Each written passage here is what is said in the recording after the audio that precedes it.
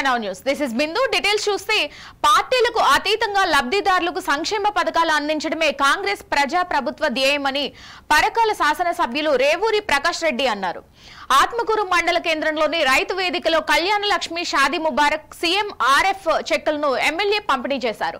ఈ సందర్భంగా ఎమ్మెల్యే రేవూరి ప్రకాష్ రెడ్డి గారు మాట్లాడుతూ సీఎం ఆర్ఎఫ్ పేద ప్రజలకు వరమని, గతంలో ఎమ్మెల్యే ఎంపీల కార్యాలయాల వద్ద చెక్కుల కోసం పడిగాపులు కాచేవారని నేడు లబ్ధిదారులకు నేరుగా అందచేయడం జరుగుతుందని అన్నారు.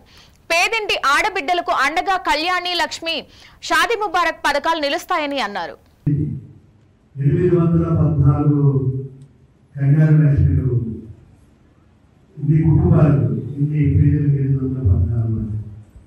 ఎంతో సంతృప్తి. మన ఇంకా ప్రకారం నడిపుడి కూడా ఇచ్చేది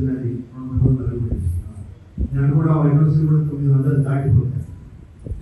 ఇప్పుడు మళ్ళా మనకి ముహూర్తాలు వచ్చినాయంటే 1000 దాటే పరిస్థితి ఉన్నాయి. అదొక సంతృప్తి.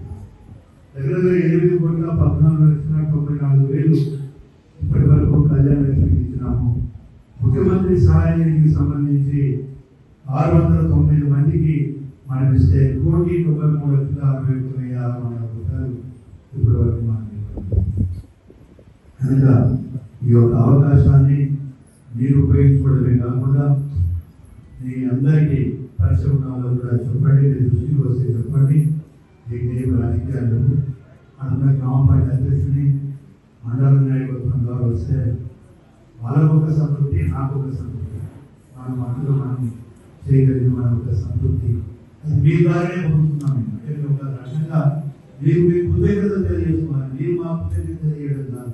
నిర్మల్ పోలీస్ మీ పోలీస్ లో భాగంగా నిర్మల్ జిల్లా కుంటల మండలంలోని శ్రీకృష్ణ దేవాలయంలో ఒట్టి కార్యక్రమానికి జిల్లా ఎస్పీ జానకి షర్మిల హాజరయ్యారు. ప్రతి సంవత్సరం శ్రీకృష్ణ దేవాలయం కుంటల్లో ఈ కార్యక్రమం చాలా ఘనంగా జరుపుకుంటారు. ఈ కార్యక్రమానికి జిల్లా ఎస్పీ హాజరు కావడం పట్ల ప్రజలు సంతోషం వ్యక్తం చేశారు. జిల్లా ఎస్పీ స్వయంగా ఆటపాటల్లో పాల్గొనడం జరిగింది. ఈ కార్యక్రమంలో ఎస్పీతో పాటు IPS Avinash Kumar, Bhainsa rural circle inspector Nailu Kuntala, SI Bhaskarachari, సిబ్బంది తదితరులు పాల్గొన్నారు.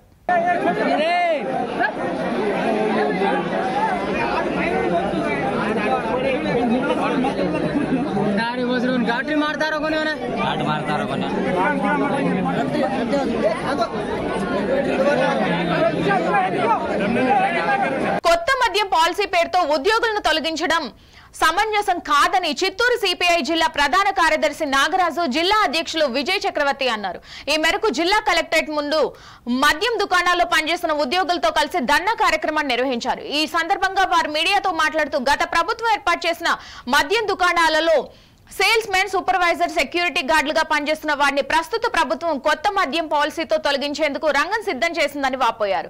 గత ప్రభుత్వంలో బోనస్ ఇంక్రిమెంట్లు, గుర్తింపు కార్డులు, యూనిఫామ్లు, రాయితీలు ఇస్తామని చెప్పి మొండి చేయి చూపించిందన్నారు. ప్రస్తుత ప్రభుత్వం వారిని తొలగించేందుకు సిద్ధమైందన్నారు. ఇలా ప్రభుత్వాలు వారి జీవితాలతో ఆడుకోవడం సరికాదని, వారికి ఉద్యోగ భద్రత కల్పించి రావాల్సిన 2 నెలల బకాయిలను చెల్లించాలని డిమాండ్ చేశారు. అనంతరం కలెక్టర్ను కలిసి వినతి పత్రాన్ని సమర్పించారు. గత ప్రభుత్వంలో బోనస్లు ఇస్తాం, ఇంక్రిమెంట్లు ఇస్తాం, మీకు రాయితీలు ఇస్తాం, గుర్తింపు కార్డులు ఇస్తాం, యూనిఫామ్ ఇస్తామని చెప్పినటువంటి ప్రభుత్వం ఏమి ఇవ్వకపోగా ఈరోజు 2 నెలల జీతాలు కూడా పెండింగ్ ఉన్నాయి. వీళ్ళకి 2 నెలల జీతాలు, అక్కడక్కడ అధికారులకి లక్షలు వేళ్ళు జీతాలు వస్తాయి. వీళ్ళకి వచ్చే 17.5 జీతాల్లో వాళ్ళ పిల్లలు చదివించుకోవాలా, వాళ్ళు బాడుగలు కట్టుకోవాలా, అదేవిధంగా వాళ్ళకి ఏదైనా జబ్బు వస్తే వైద్యాన్ని చూపించాల్సిన పరిస్థితి ఈ రోజు పరిస్థితి ఉంది. అందుకే వాళ్ళకి ఇవ్వాల్సిన 2 నెలల జీతాలు కూడా వెంటనే ఇవ్వాలని కూడా ఏఐటీసీగా మేము డిమాండ్ చేస్తున్నాం. ఈ వైన్ షాప్ ఉద్యోగాల్లో చేరి మేము పని చేస్తామనుకొని ఇక్కడికి వచ్చినాం. అదే కాకుండా ప్రపంచం మొత్తం కరోనాకి భయపడి ఇంట్లో కూర్చుంటే రాష్ట్ర ప్రభుత్వం ఆర్థిక స్థితిని మనసులో పెట్టుకొని మమ్మల్ని ఉద్యోగాలకు రమ్మంటే ఏ విధ బాధ భయము లేకుండా మేము వచ్చి రాష్ట్రానికి మా వంతు సహాయ సహకారాలు అందించినాం.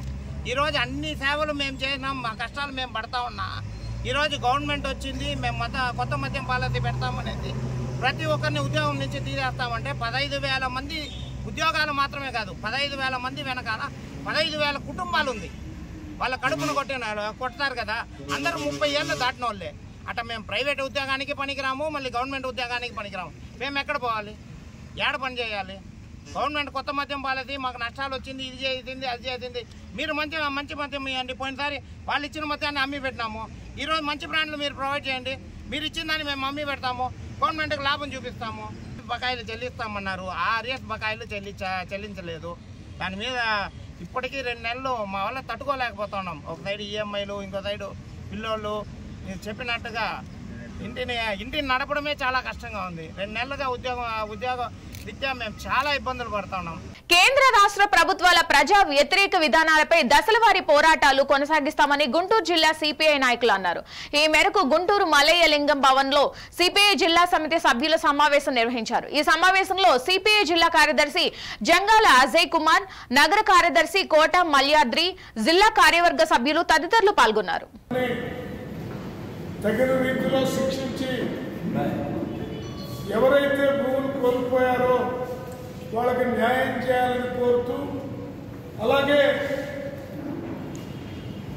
గత 15, 20, 30 సంవత్సరాలుగా ప్రభుత్వ పోరంబోకు భూముల్లో, అలాగే చెరువు పోరంబోకు భూముల్లో, ప్రభుత్వ భూముల్లో, అసైన్ భూముల్లో నివాసాలు ఏర్పాటు చేసుకుని ఉంటున్నటువంటి వాళ్ళందరికీ తక్షణమే పట్టాలు మంజూరు చేయాలని డిమాండ్ చేస్తూ 28వ తేదీన అనగా రేపు ఉదయం 10 గంటలకు విజయవాడ దాసరి నాగభూషణరావు భవన్లో భారీ ఎత్తున సదస్సు నిర్వహిస్తూ ఉన్నాం.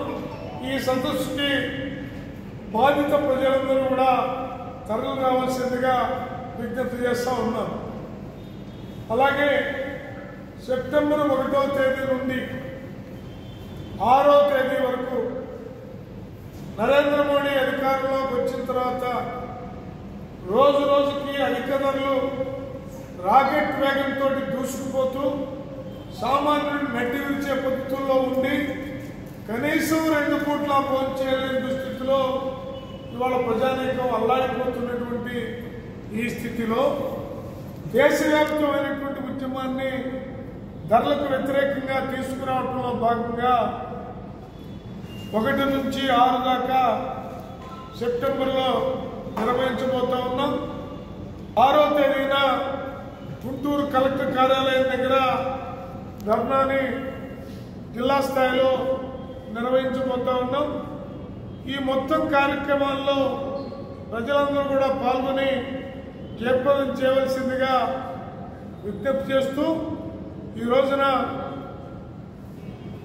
రాష్ట్రంలో ఒక పెద్ద విద్యుత్ భారాల పేరుతోటి మూలిగే నక్కపైన తాటికాయ పడ్డ చందంగా ఇవాళ అదానీ గ్రూపు మన పైన విద్యుత్తు రీఛార్జ్ చేసుకొని విద్యుత్తును వాడుకునేటటువంటి దుర్గతికి ఈ ప్రభుత్వం తీసుకొని వచ్చింది. మహబూబాబాద్ మున్సిపల్ కార్యాలయం ముందు సిపిఐ పార్టీ ఆధ్వర్యంలో మున్సిపల్ కార్యాలయం ముందు ధర్నా నిర్వహించారు. ఈ సందర్భంగా సిపిఐ నేత రాజమౌళి మాట్లాడుతూ మహబూబాబాద్ మున్సిపాలిటీలోని శివారి కాలనీలో పేరుకుపోయిన సమస్యలు వెంటనే పరిష్కరించాలని, వీధి లైట్లు, రోడ్ల సౌకర్యం, ఇంటి నెంబర్లు లేక చాలా ఇబ్బందులు పడుతున్నారని మున్సిపల్ కమిషనర్ వేముల రాజేందర్ కు వినతి పత్రం సమర్పించారు. స్పందించిన కమిషనర్ ఈ విషయాన్ని కలెక్టర్ దృష్టికి తీసుకువెళ్లామని హామీ ఇచ్చారు. ఈ కార్యక్రమంలో శివారి కాలనీల ప్రజలు, సిపిఎం కార్యకర్తలు పాల్గొన్నారు. పెట్టాలని చెప్పి, ఇంటి నెంబర్లు వేయాలని చెప్పి, ఇంటి నెంబర్ లేకపోవడం వల్ల ఒక ప్రమాదం ఏర్పడుతుంది. ఇంటి నెంబర్ లేకపోతే వాళ్ళకి మీటర్ ఇస్తలేరు. ఆ మీటర్ లేకపోతే ప్రజలు చీకట్లో ఉండవలసి వస్తుంది. కావున ఈ మున్సిపల్ అధికారులు ఇప్పటికైనా స్పందించి ఇంటి నెంబర్ లేని వాళ్ళందరికీ ఇంటి నెంబర్ వేసి వీళ్ళందరికీ కరెంటు మీటర్లు ఇప్పించాల్సిందిగా విజ్ఞప్తి చేస్తూ ఈరోజు ఈ ధర్నా కార్యక్రమం సిపిఎం పార్టీ తరగతి చేస్తున్నాం. ఇంటి నెంబర్లు వేయాలనేది ప్రధాన డిమాండ్. ఇప్పటికీ మన కాలనీలు ఏర్పడి అనేక సంవత్సరాలు అయినా కూడా ఈ ప్రభుత్వం మొండి వైఖరితో ఇంతవరకు నెంబర్లు వేసినటువంటి పాపన పోలేదు. వాళ్ళ బిడ్డలకు ఎవరికైనా ఆపద వచ్చి వివాహం చేయాలన్నా కూడా కనీసం ఇంటిని కుదబెట్టుకుని కానీ తాకట్టు పెట్టుకొని అమ్ముకునేటువంటి ప్రసక్తి లేదు. అట్లాంటి దాన్ని దృష్టిలో ఉంచుకునేది మొత్తం చేసిన కమిషనర్ గారు వచ్చిండు. నా వరకు సాధ్యమైనంత వరకు తప్పకుండా దాన్ని పరిష్కరించడానికి సహకరిస్తానని చెప్పిండు. రెండోది, మానుకోట టౌన్లో కేవలం కమిషనర్ గారు కేవలం మన కొత్తగా ఇచ్చినటువంటి వార్త అనుకుంటాను. అది కాదు, మానుకోట పట్టణం ఉన్నటువంటి 36 వార్డులలో కూడా మొత్తం లైట్లు వెలగట్లేవు. మరి పాలకవర్గం ఏం చేస్తుందో అర్థం కావట్లేదు, కమిషనర్ గారు ఏం చేస్తారో కూడా అర్థం కావట్లేదు. మానుకోట పట్టణం ఉండి ఇంత పెద్ద మానుకోట పట్టణంలో వీధి లైట్లు వెళ్ళకపోవడానికి సిగ్గుచేటుగా భావించాల్సినటువంటి అవసరం ఉంది. ఇదే కాదు, ఈరోజు మన వాళ్ళు చెప్పిన నాయకులు చెప్పినట్టు పాము తేళ్ళు ఒక పక్క ఉంటే ఒక పక్క మనం ఉండేటువంటి పరిస్థితి కనబడుతుంది. ఇప్పటికీ అనేక సార్లు ఖర్చునా కూడా మనం పోయి గవర్నమెంట్ హాస్పిటల్లో ట్రీట్మెంట్ చేసుకున్నాం. అక్కడక్కడ 2-3 ప్రాణాలు పోయినటువంటి చరిత్ర కూడా ఉంది. అయినా కూడా మరి ఈ ప్రభుత్వం కానీ ఇక్కడ ఉన్నటువంటి ప్రభుత్వ అధికారులు కానీ నిమ్మకు నీరెత్తినట్టు ప్రవర్తిస్తారు. తక్షణమే ఇక్కడ ఉన్నటువంటి మానుకోటలో ఉన్నటువంటి 36 వార్డులలో వీధి లైట్లు ఏర్పాటు చేయాలి. రెండోది, ఇక్కడ ఉన్నటువంటి కొత్త కాలనీలు కావచ్చు, పాతవి కావచ్చు, మొత్తం కూడా ఇంటి నెంబర్ వేయాలని ప్రధానంగా డిమాండ్ చేస్తున్నాం. Municipal administration director VP Gautam Kakatiya urban development అథారిటీలో పలు అభివృద్ధి పనులను పరిశీలించారు. Kakatiya urban development authority chairman Inagala Venkataramareddy, vice chairman Ashwini Tanaji Wakade, CPO Ajit Reddy మరియు సంబంధిత అధికారులతో కలిసి ఉనికిచెర్ల గ్రామంలోని యూనిసిటీ, దేవన్నపేటలోని మా సిటీ, వరంగల్లోని O city, inner ring road పనులను, బాలసముద్రంలోని కాళోజీ కళాక్షేత్ర పనులను పరిశీలించారు. అనంతరం హనుమకొండ పశ్చిమ ఎమ్మెల్యే నాయని రాజేందర్ రెడ్డి గారితో కలిసి నాయిన్ నగర్లోని నాలా పై నిర్మిస్తున్న వంతెన పనులను పరిశీలించారు. అనంతరం కూడా కార్యాలయానికి విచ్చేసిన VP Gautam Kakatiya urban development authority chairman Inagala వెంకటరామరెడ్డితో శాల్వాతో సత్కరించి ఆహ్వానించారు. నిర్మల్లో గంజాయి అమ్ముతున్న వ్యక్తిని అరెస్ట్ చేసినట్టు నిర్మల్ డీఎస్పీ గంగారెడ్డి తెలిపారు.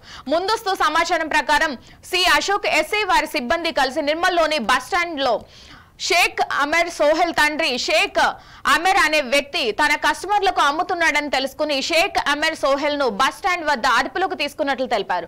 నిందితుడి వద్ద నుండి 180 గ్రామ్స్ గంజాయిని స్వాధీనం చేసుకుని రిమాండ్ కు తరలించినట్లు నిర్మల్ డీఎస్పీ తెలిపారు. నిర్మల్ జిల్లాలో గంజాయి అమ్మితే వెంటనే పోలీసులకు సమాచారం ఇవ్వాలని కోరారు.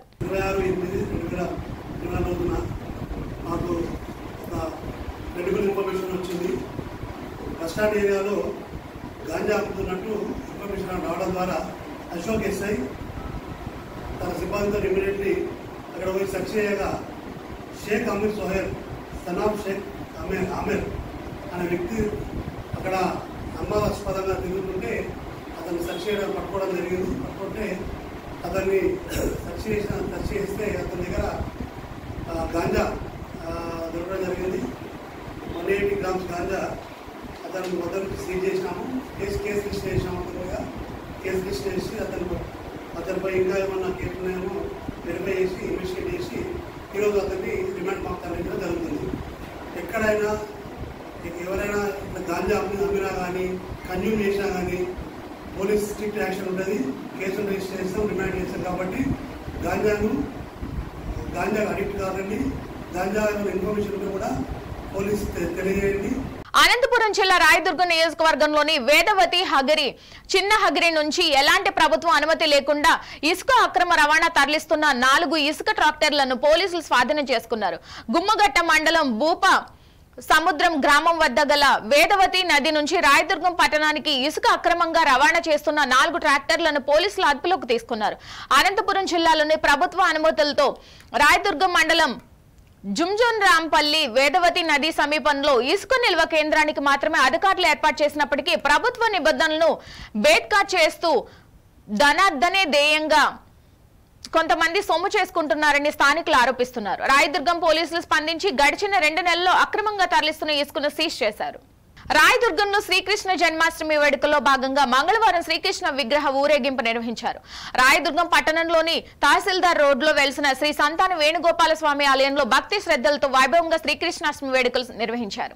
ఆలయం నుండి వినాయక సర్కిల్, లక్ష్మీ బజార్ మీదుగా శ్రీకృష్ణ విగ్రహాన్ని ప్రత్యేకంగా అలంకరించి పురవీధుల గుండా మేళ తాళాలతో శ్రీకృష్ణుడి నామస్మరణతో మారుమ్రోగాయి.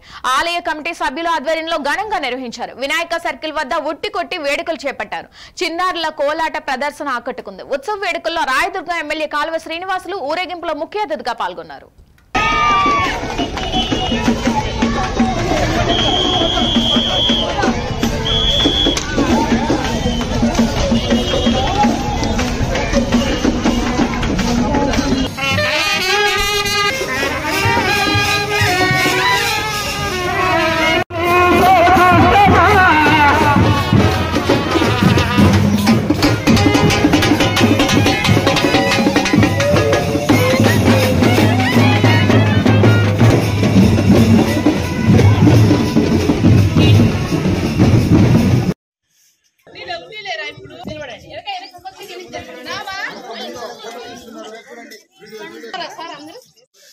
ఇట్లా బాలగోకంలో అనేక రకాల కార్యక్రమాలు వెళ్ళి పక్షులు